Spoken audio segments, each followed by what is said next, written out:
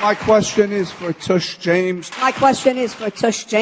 Will you apologize to President Trump for wasting millions of dollars and the state of New York for a witch trial?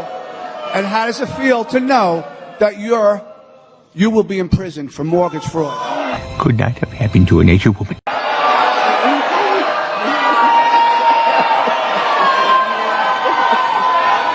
Thank you for coming.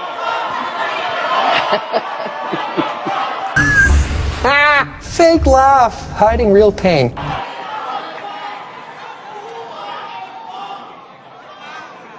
We want to thank him for coming. We respect all opinions.